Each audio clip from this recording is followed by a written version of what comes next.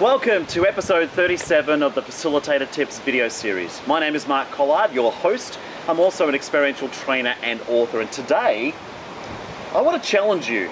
I want to actually focus on this fact that experiential learning is not the same as learning by doing. Many people, even I, in my history, in the early parts of my career, often use these terms interchangeably, but they are actually very, very different.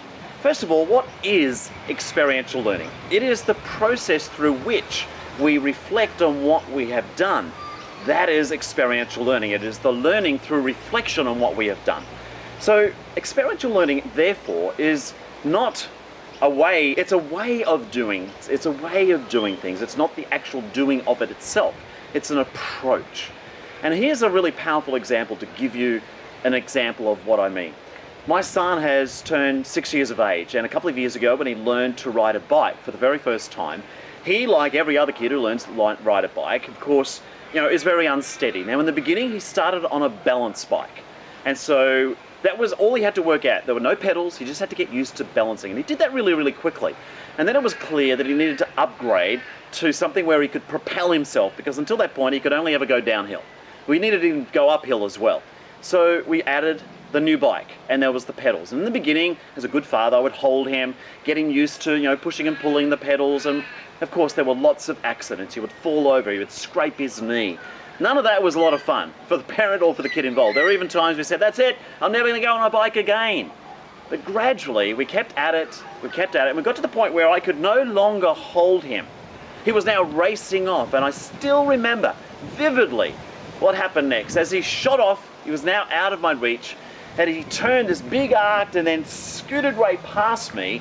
He said, "Daddy, I've got it." And it's at that moment people say, look, he learned by doing. Bunk bong. He did not. He learned by not doing it. Each time he fell over, each time it didn't go well, he was blessed with a father as a facilitator who was able to help him reflect on what actually was going on. That if he just kept on doing the same thing, learning by doing is not enough. If you kept doing the same thing, you get the same result. We needed to reflect on what he did, change it, and get a different result. And that, my friend, is experiential learning. Reflection is the key. Doing, devoid of reflection will not create learning or an education. So if you are involved as an educator, teacher, corporate trainer, whomever, then it's important to understand the difference, that a whole lot of doing is not enough, that you need to actually involve some levels of reflection. And here's the other thing, and this was something that Albert Einstein mentioned, that the only source of knowledge for us as a human being is experience. And that was exactly the experience of my son as he learned to ride a bike, and everything else. For you and I, if you are human and have a breath, is all of our knowledge has come through experience.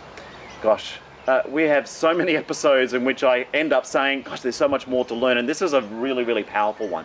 If you're interested, check out my book, Serious Fun, and indeed my latest, No Props, No Problem. I talk more about the impact of reflection to help a group grow and learn and develop.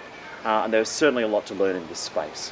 So thank you for watching. If you've got a comment, please leave a comment here, or indeed if you think that there are colleagues who might be interested to learn more about this distinction, please share this video as well. Otherwise, I look forward to seeing you at our next episode. Bye for now.